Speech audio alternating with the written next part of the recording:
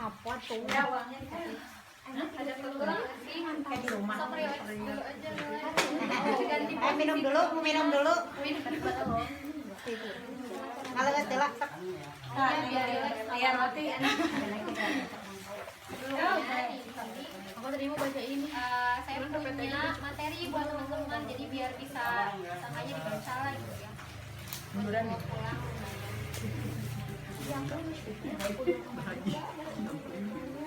Enggak ada kok. jajan, anak-anak kejajan. Banyak boleh.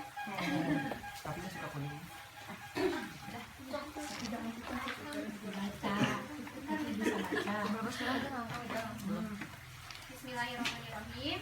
Assalamualaikum warahmatullahi wabarakatuh. Waalaikumsalam warahmatullahi wabarakatuh. Sebelumnya perkenalkan, nama saya Adinda Nursolihah. Boleh panggil teteh, boleh panggil kakak, Adinda atau Dinda terserah. Terus juga di sini saya mau sedikit sharing mengenai persiapan keluarga sakinah sedini mungkin. Kan tadi udah tuh soal seks bebas, soal pernikahan ini gitu kan. Kira-kira dari dua materi tadi yang kalian tangkap, yang paling kalian tangkap tuh apa? Coba dari teteh siapa namanya? Rani. Teteh Rani apa tadi? Dari dua materi tersebut perwakilan aja deh. Siapa? Boleh. Siapa? Zikra. Teteh Citra. Zikra. Oh iya. Apa gimana? Dari dua materi tadi bahwa soalnya kedengaran. Buka aja. Gak apa-apa. Jadi dari dua materi tadi bahwa kita tahu kalau emang penyuluhan yang kayak gitu penting banget buat kita yang emang sebenarnya kita udah tahu, cuman kita nggak paham gitu. Nah dengan adanya ini kita paham bahwa dari pernikahan ini juga udah ada dampak positif sama negatifnya. Cuman kalau kita gagal di dampak positifnya, dampak negatifnya itu sangat besar banget buat ke kita. Terus dari seks bebas juga kan emang kalau bisa mah dari kayak awal bermulanya teh dari pacaran gitu. Sebisa mungkin kebanyakannya bermulanya dari pacaran. Jadi sebisa mungkin bahwa buat kita berteman teh emang ya udah berteman aja, nggak usah ada kayak skinship dan lain halnya. Terima kasih ya Teteh Zikri.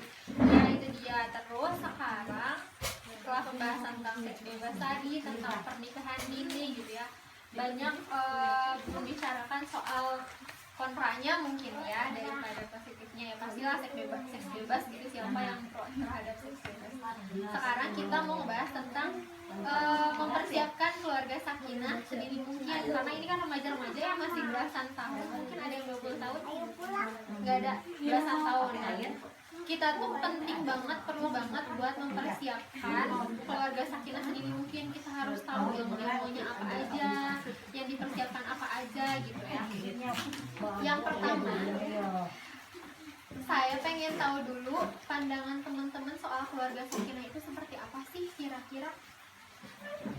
Boleh gantian, siapa mungkin yang pertama kali terbersit aja. Misalnya keluarga sakinah tuh menurut aku sih keluarga yang tentram, aman gitu, atau bagaimana? Harmonis.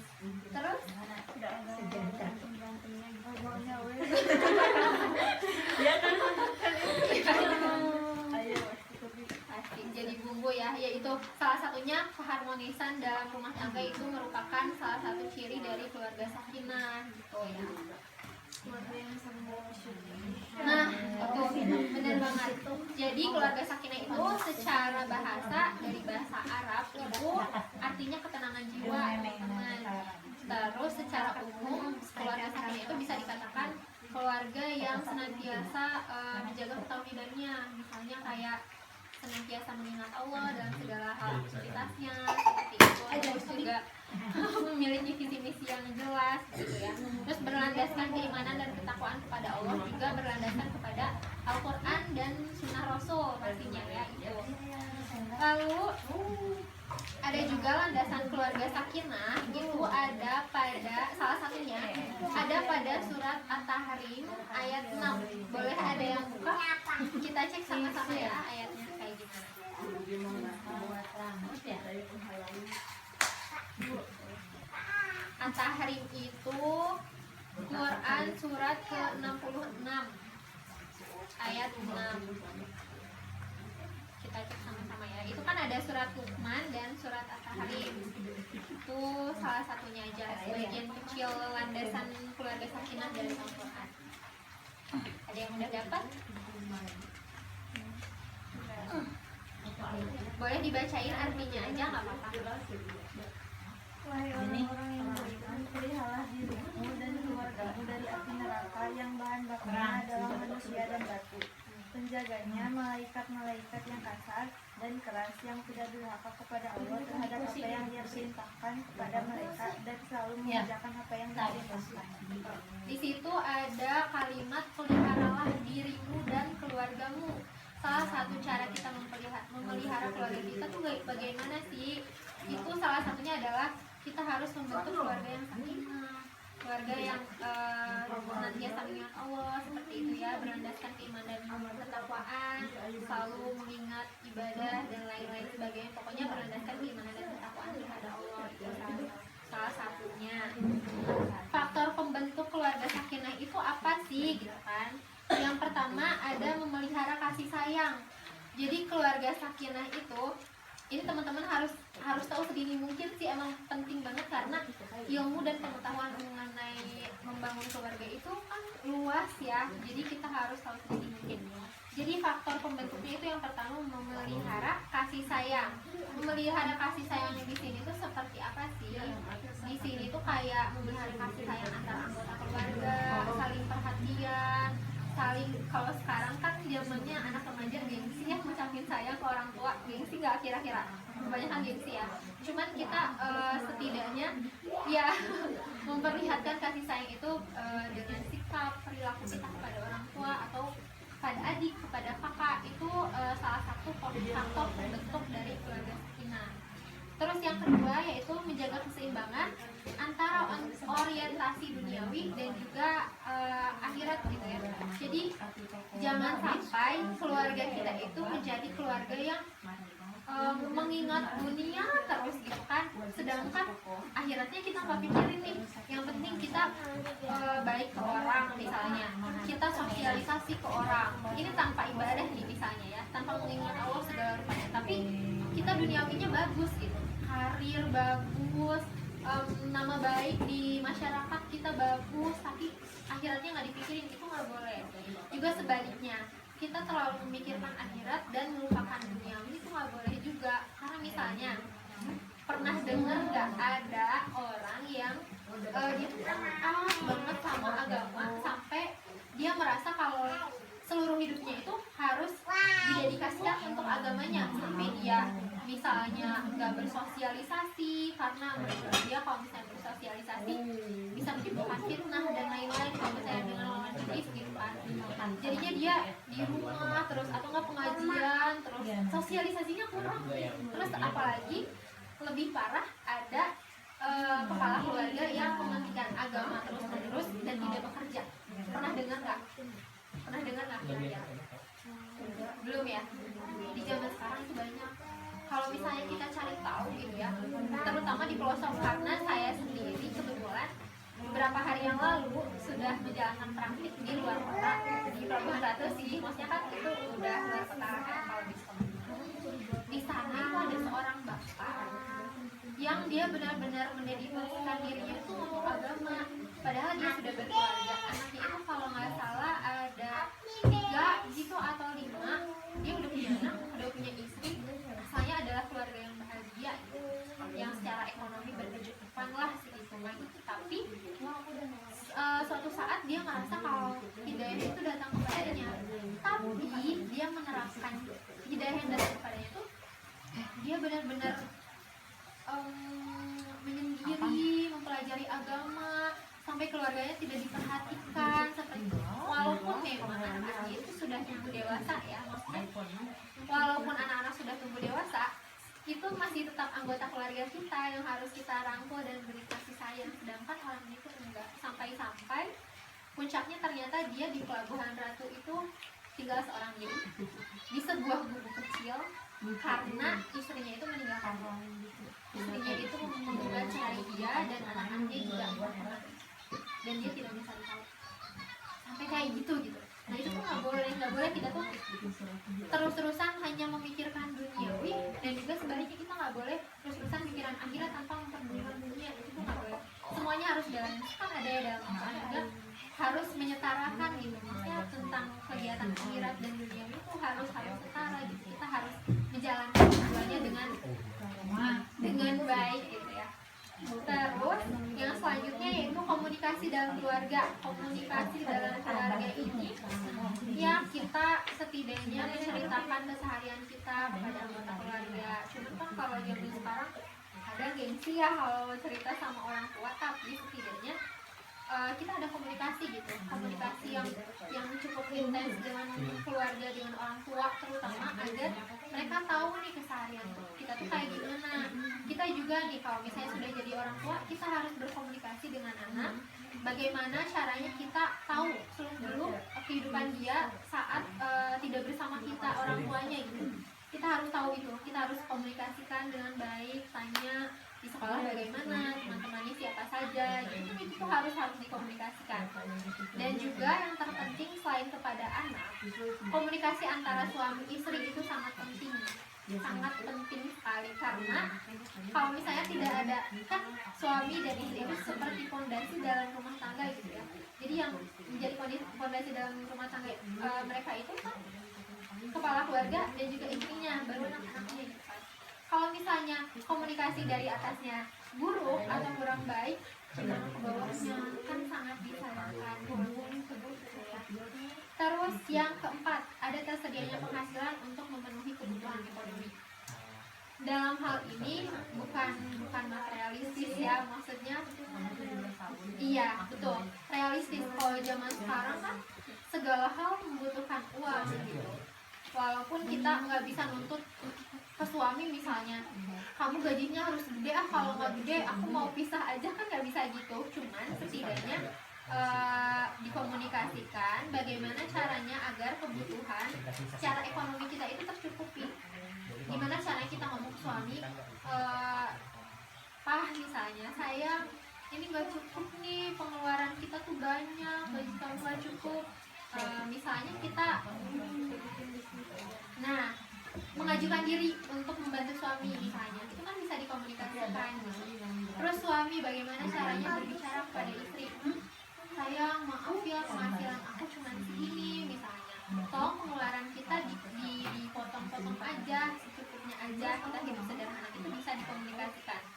Jadi tersedianya penghasilan untuk memenuhi kebutuhan ekonomi di sini bukan dalam arti kita harus berkehidupan mewah baru kita mempunyai keluarga yang sakinah. Itu juga pasti dong, kalau misalnya materi banyak, kita menjadi keluarga yang bahagia gitu dalam materi ya.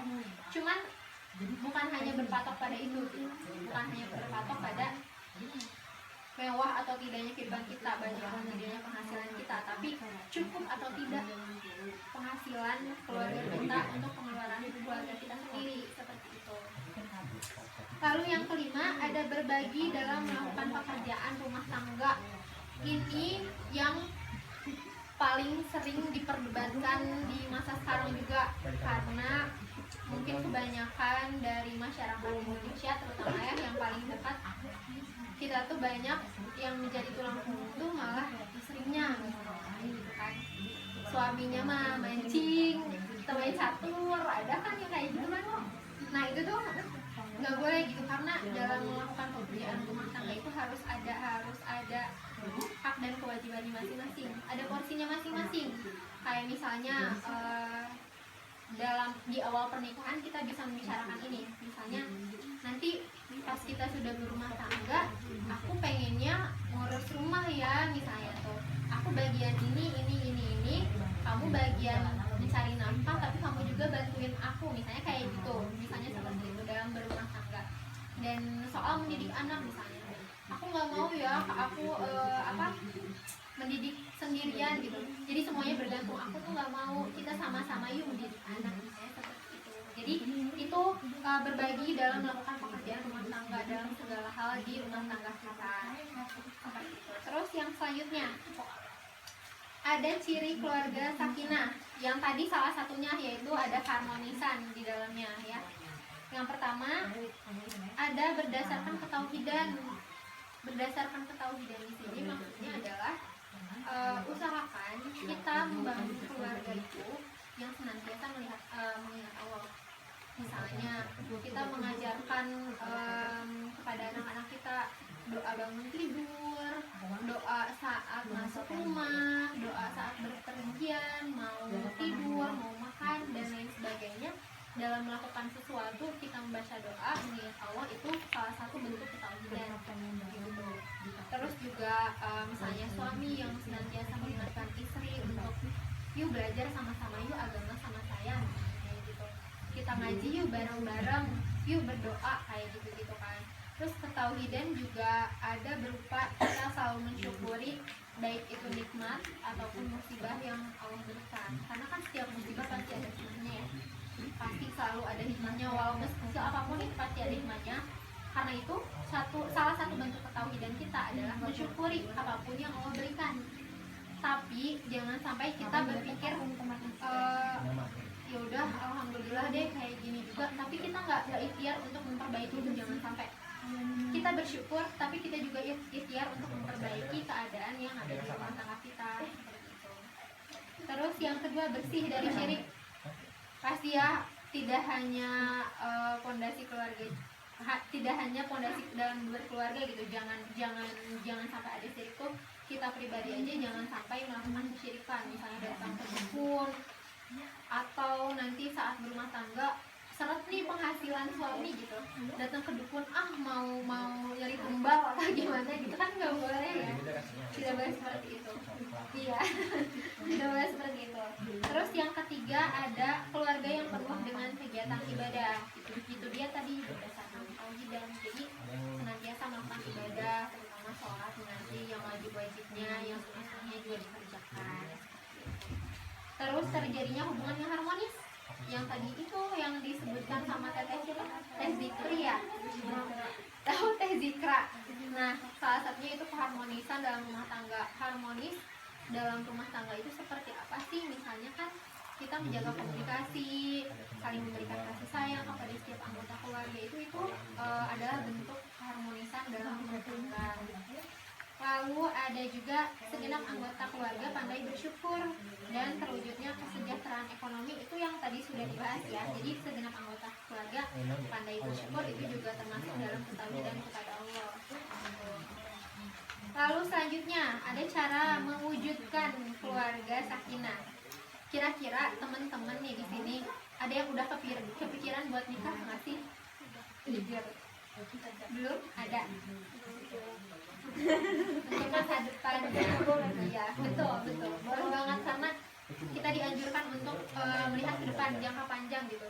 Karena kehidupan ini kan masih panjang, walaupun rencana Allah nggak ada yang tahu, kita harus mempersiapkan sedini mungkin.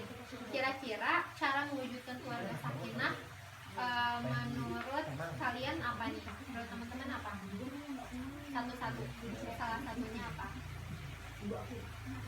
Contohnya kalian misalnya nanti kalau misalnya mau membangun keluarga, pengen ngobrol sama suami terus-terusan gitu biar hangat keluarganya atau bagaimana, sudah ada bayangan di situ belum?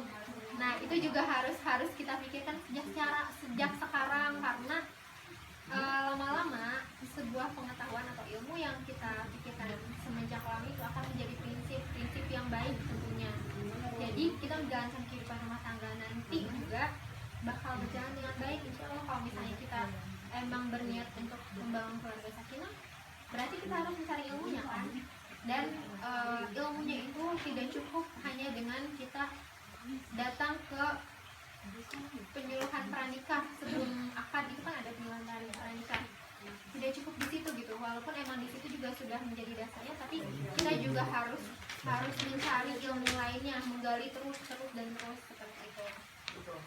Jadi di sini ada menurut Quraisy Shihab, antara lain cara mewujudkan keluarga sakinah itu dengan membangun kesetaraan.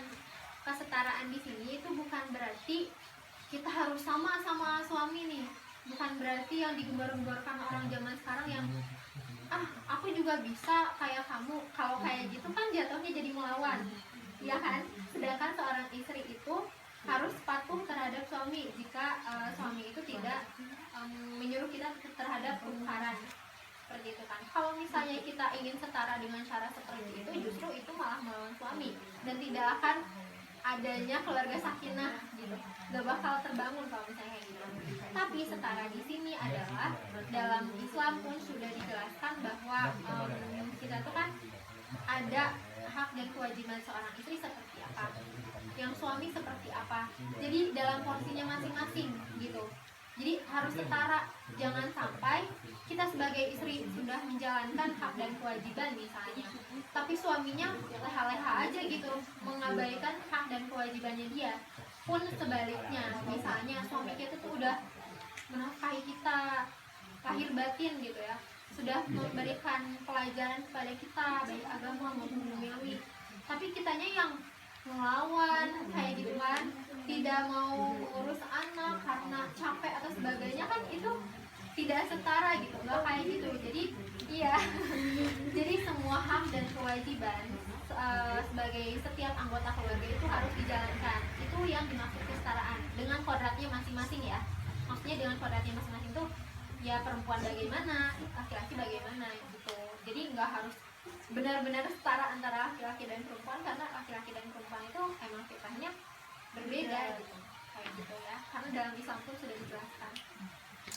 Lalu musyawarah adanya musyawarah itu setiap kita ingin melakukan sesuatu, setiap misalnya anak kita mau sekolah gimana nih, kita musyawarahkan yang terbaik yang mana, misalnya salah satunya. Terus yang ketiga ada kesadaran dan kebutuhan pasangan. Nah di sini cara mewujudkan keluarga sakinah itu adalah kesadaran kita akan kebutuhan pasangan, kebutuhan apapun ya. Misalnya kita sebagai istri itu harus tahu nih kebutuhan suami itu ingin dilayaninya kapan, misalnya hal-hal seperti itu gitu. Terus sebagai suami juga begitu sebaliknya, istri itu butuh jalan-jalan gak sih, capek gak sih di rumah terus kayak gitu kan, karena capek ya jadi ibu rumah tangga ya begitu. Jadi harus ada iya gitu. Jadi harus ada gitu obrolan-obrolan seperti itu. Terus ada tahap membentuk keluarga sakinah. Yang pertama tentunya harus ada perkawinan yang sah secara agama dan hukum. Hukum di Indonesia kan ada hukumnya gitu ya. Maksudnya kalau misalnya kita nikah siri mungkin sah di mata agama ya Bu ya. Nikah siri sah di mata agama, tapi di hukum bagaimana? Tidak tercatat. Jadi dampaknya malah ke anak. Nanti anak nggak punya akte dan lain-lain ya. Aktenya nama seorang ibu. Nah, nama seorang ibu sulit gitu untuk menjalani kehidupan, apalagi untuk anak-anak yang lahir dari keluarga yang menjalankan kehidupan siri. Jadi yang pertama itu tahap membentuk keluarga sakinah adalah perkawinan yang sah baik secara agama maupun hukum yang ada, itu yang pertama. Terus yang kedua, pembagian kerja dalam rumah tangga yang tadi itu dia yang sudah disebutkan. Kita harus balance gitu antara suami dan istri, anak juga, anak nih jangan cuma rebahan, jangan cuma leha-leha gitu bantuin kayak gitu kan, harus dikomunikasikan. Terus melaksanakan hak dan kewajiban secara proporsional, itu udah masuk ke tahap yang tadi, kesetaraan itu dia. Jadi kita melaksanakan hak dan kewajiban sesuai dengan kodrat kita. Kalau kodrat kita sebagai wanita, kita menjalankan hak kewajiban sebagai seorang wanita, sebagai seorang istri, sebagai seorang ibu. Juga laki-laki sebagai seorang suami, sebagai seorang ayah dan juga kepala keluarga. Itu harus secara proporsional ya.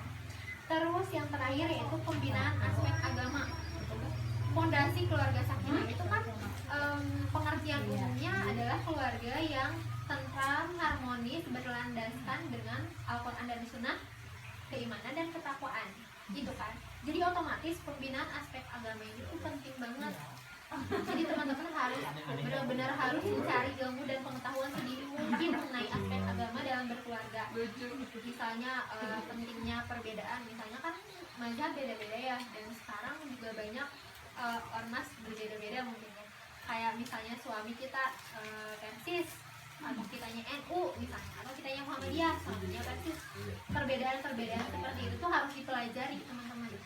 Jadi gimana caranya sih kok mengkomunikasikan hal seperti itu biar keluarga kita tuh nggak terpecah belah. Jangan sampai kita pas udah nikah nih berantem cuman soal kunut gitu misalnya ya. Iya. Sering banget kan Nah, ya, udah. nggak cuma di keluarga doang, di masyarakat juga hal seperti itu. Masalah Iya, benar. Jadi kita harus komunikasikan. Ini di kamu gimana sih, kebiasaan kamu gimana nih sebelum menikah sama aku, pakai kunut atau enggak? Gitu.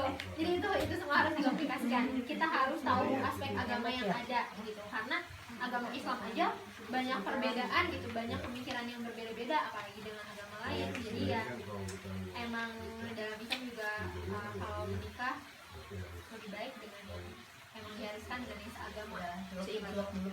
Jadi pembinaan aspek agama itu sangat penting, terutama dari kepala keluarga, karena kepala keluarga itu kan yang membina, yang akan membimbing rumah tangganya sampai ke surga atau tidak nih. Seperti itu teman-teman ya. Ada pertanyaan? Ada pertanyaan? Gak ada, sudah cukup jelas ya. Ya, jadi sekian mungkin yang bisa saya sampaikan karena saya juga masih belajar. Semoga teman-teman di sini juga nggak puas akan ilmu dan pengetahuan yang baik Teh Alia, baik Teh Amanda, Teh Tiara dan Kang Alvan sampaikan gitu. Jadi jangan sampai stuck di sini aja. Kalian juga harus menggali lebih dalam ya untuk persiapan masa depan kalian sendiri seperti itu ya. Terima kasih atas perhatiannya. Wassalamualaikum.